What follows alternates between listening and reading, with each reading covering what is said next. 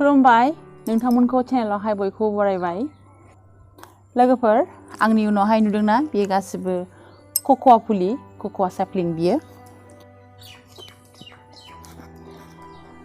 दिनैनि ब्लगा इंटरक्रपिंनि सोमोन्दै आङो इंटरक्रपिं प्लान्टखौ नैबे कोकोआ प्लान्टखौ बिराद मोजां अपशन मोनदों आरो दा इंटरक्रपिं होननानै बुंनो थाङोबा दिनै मोनसे हा जेरावहाय आबाद दंखायो बे आबादजों लोगोसे नैबे कोकोआ प्लान्टखौबो गायफानो हायो जोंनि हारियाथ' एसेबाबो एग्रिकालचारजों सोमोन्दो दंखायो हिसाबै दिनै सोरहाबा गय बागान लेबु बागान नालेंखर बागान बा मुदुफुल बागान बेफोरबायदि बागान गायखायो दा बेनि गेजेरावहाय नैबे कोकोआ प्लान्टखौ जों गायफानो हायो बे कोकोआ प्लान्टआ बारा गिदिर देरा हिसाबै दिनै बारा स्पेस नाङा ओंखायनो जोंहाबो बेखौ दा गय बागानावहायसो गायनो नागिरदों बे कोकोआ प्लान्टेशना जोंनि जायगायावहाय गोदान कनसेप्ट ओमफ्राय आङो बे कनसेप्टखौ बिराद मोजां मोनदों आरो इन्टारेस्टिं कनसेप्ट बियो कोकोआ फिथाइनिफ्राय दिनै चकलेट प्रडाक्शन जायो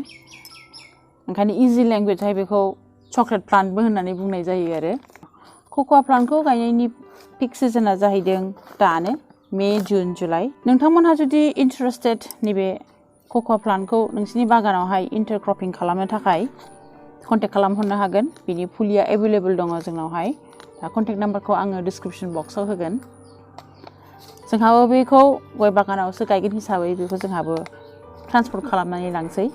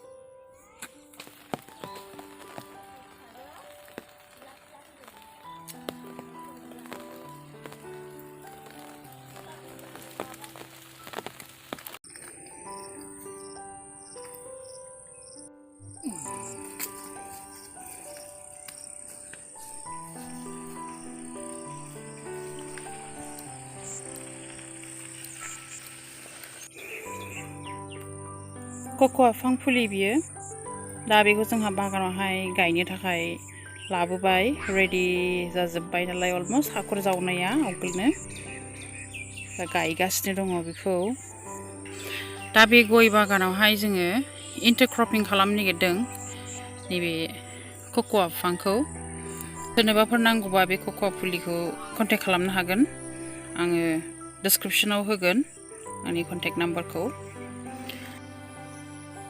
बेखौ दा गायगासिनो दङ फारि फारि दा बे कोकोआ फुलिखौहाय हाखर जावखानायावहाय रानखाना होबाय जायहा हा दंजायो प्लिज अननानै बेखौ आं खावलायो जोंनि बर' हारिखौ जाहाथे माने गय बागान दंजायो बा गय बागान गायनो नागिरदों गय बागाननि गेजेरावहायनो बेखौ गायनानै होनो हायो बे मोनसे बिराद मोजां इंटरक्रपिं अपशन जाहैबाय गयखौ एसे गोजान गायखादो 8 फुट बाय 8 फुट ओमफ्राय बिनि गेजेरावहाय बे कोकोआ बिफांखौ फांसे गायना होदो आरो